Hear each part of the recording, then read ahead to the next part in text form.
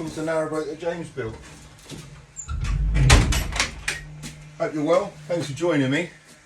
Well, last night I took off the roses from there, from the back door, or front door, to these two here, because these need a lot of work doing to them to kind of bring them back to life. Whereas the castles, they've kind of come up pretty well, they're nice and smooth now, they had like a lacquer finish to them.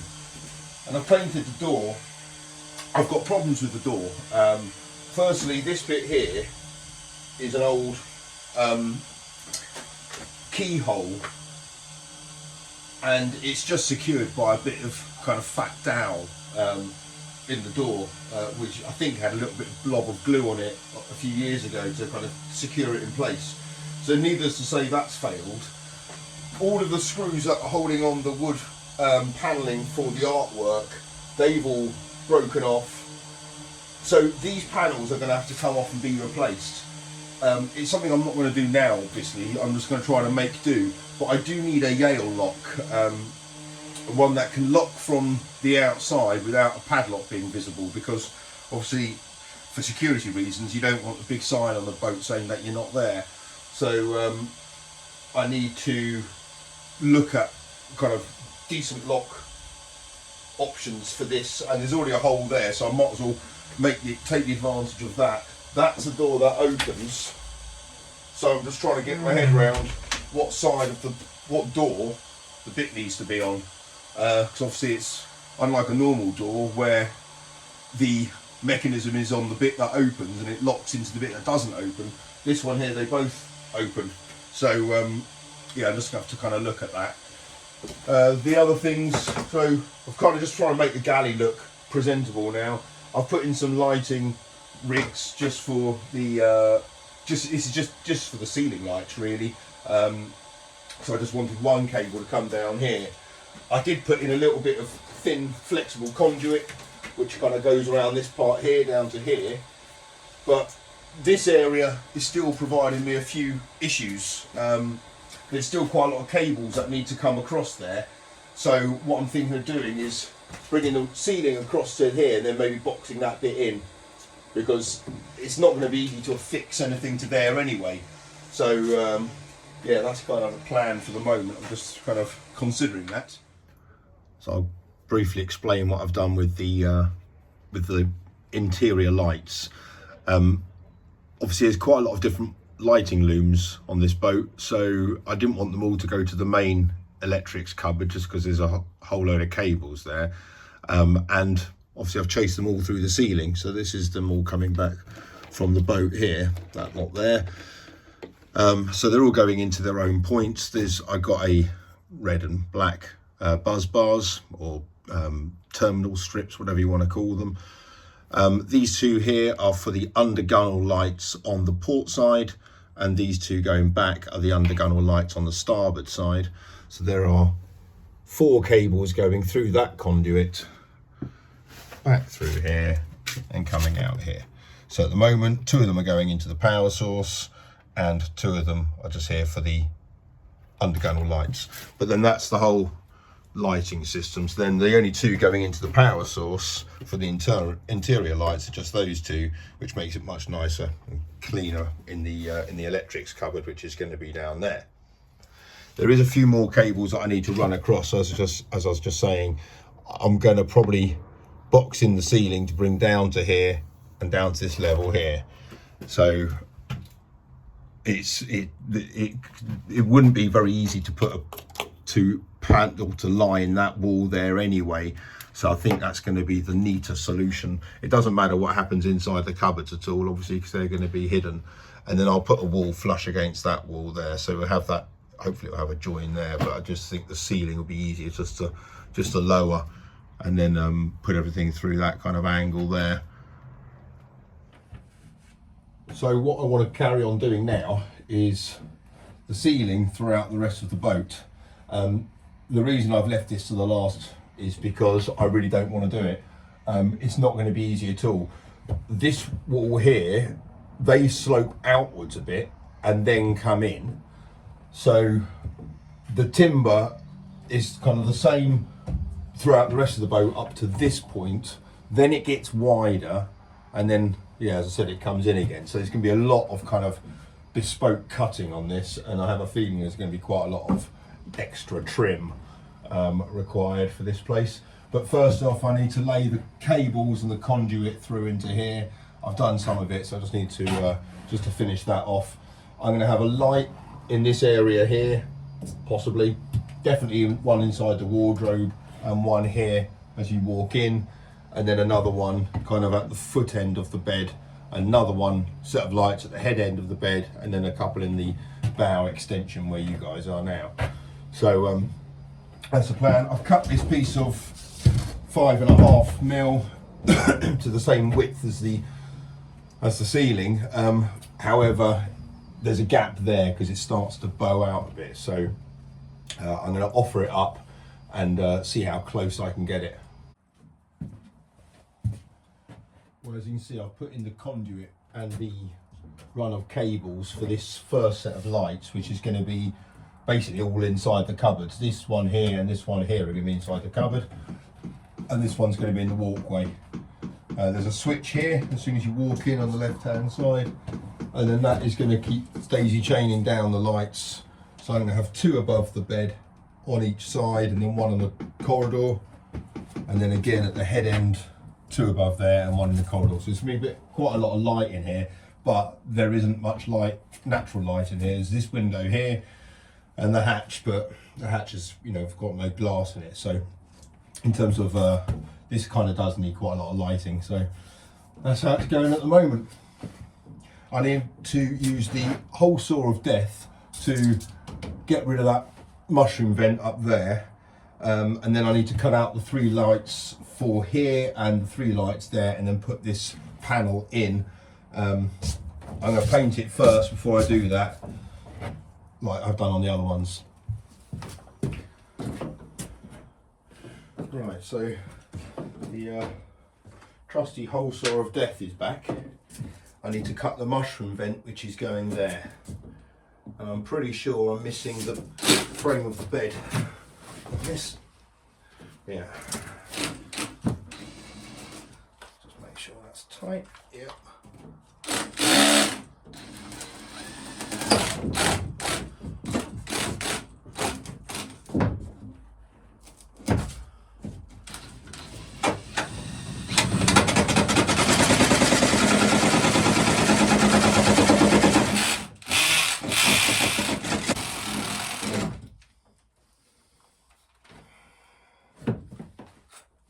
I'd be better off scarring this myself.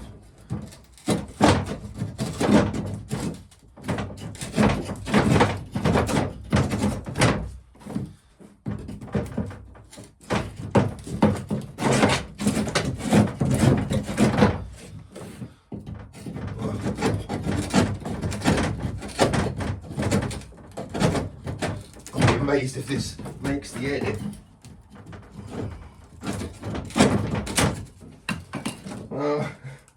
There we go.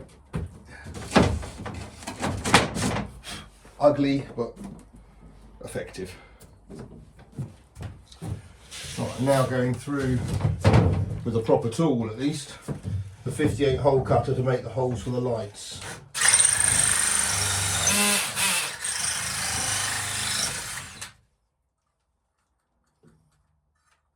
It's got quite a bit of flex, this board, in its current position, so it's not, so it kind of jars a bit sometimes on the drill, but it's quite thin, so it gets through okay.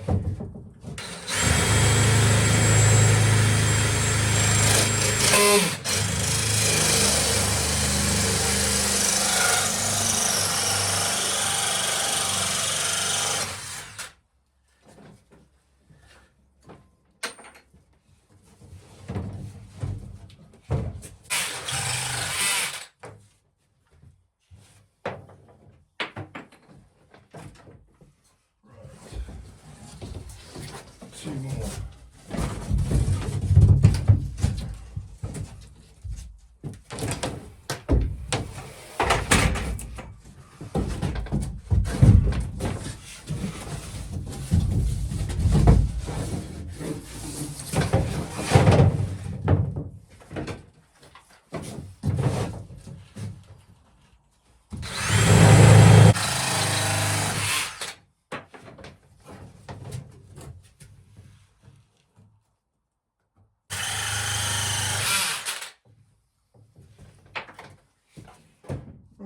now I can paint this and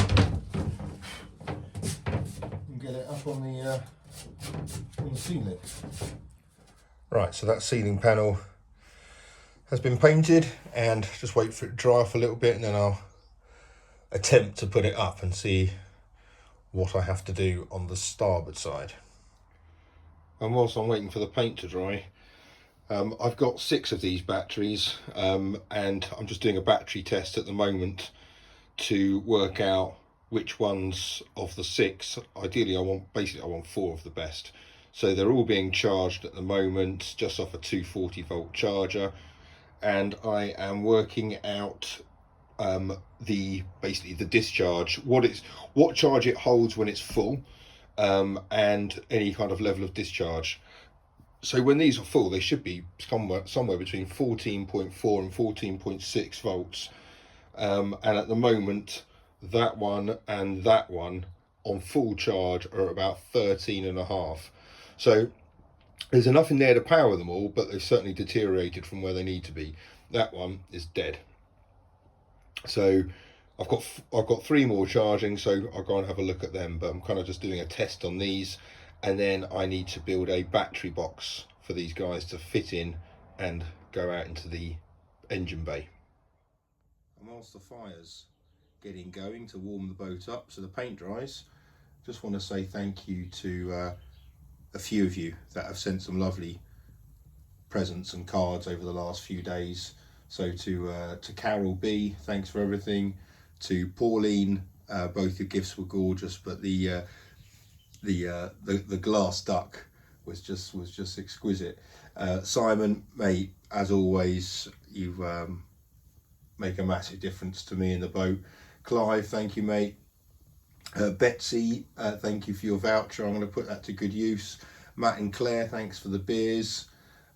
Jenny, thank you so much for the lovely clock. It's lovely to have handmade things like the clock and a little bit of glass from Pauline on the boat. Martin and Gretel, Ian and Esther, as always, thank you. Dave and Lynn, you sent me a lovely card with photos of my first step on the boat on the water, so thank you guys. Anne and Richard, the chair and other stuff, and Fleetwood J, but absolutely everyone who sent me anything, thank you so much. It's been lovely. Right, this place is done. Right, well, this is as dry as I can be bothered to wait for it to get. What am I doing here?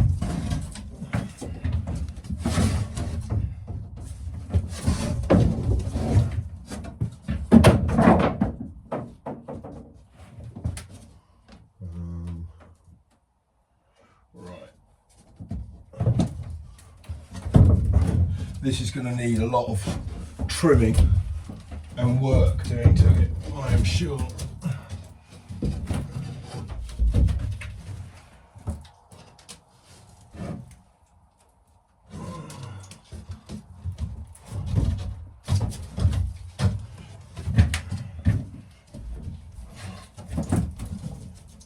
Oh.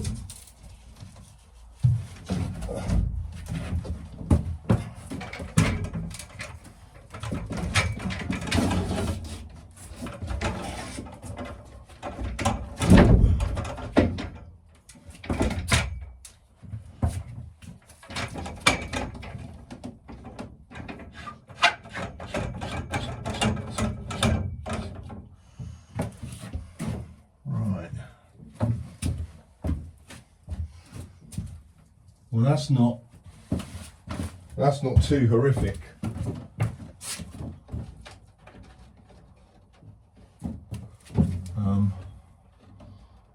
Where's the end of that? Oh no. Oh, bollocks. Right, second time lucky. I've trimmed back some insulation again.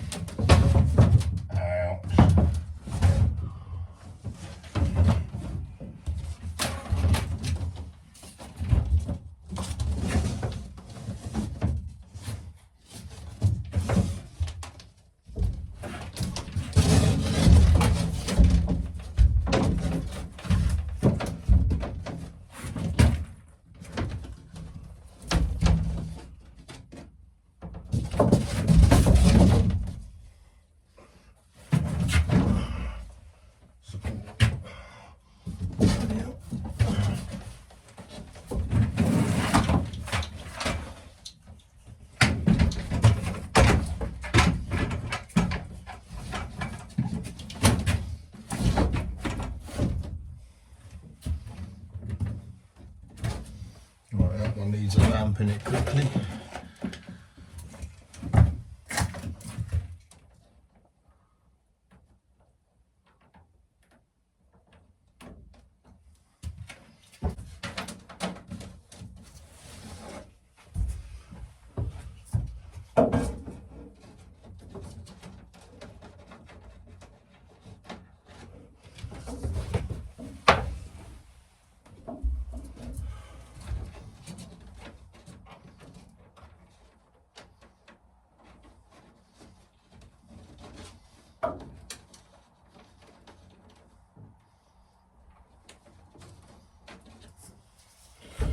Okay, that's looking a little bit more promising.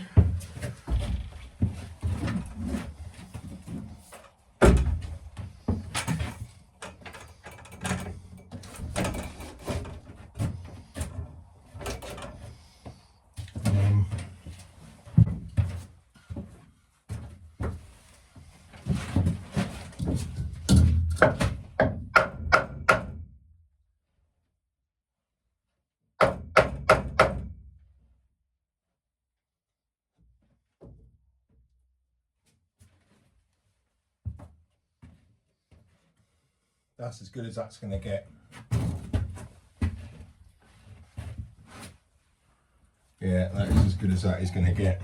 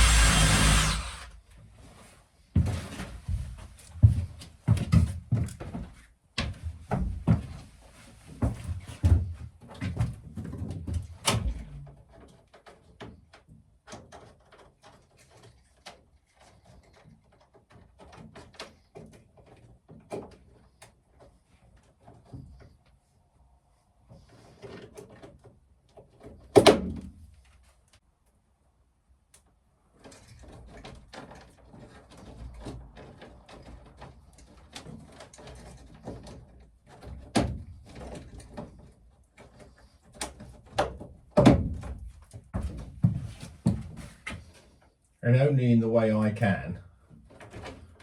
Out of the 18 lamps I bought for this boat, I've lost 6. So, God knows what's happened with them.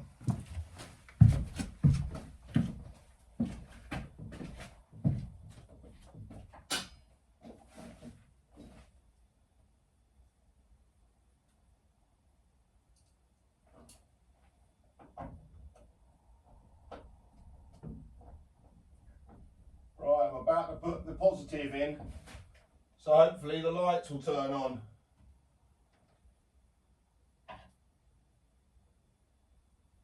Are they on? Only kidding.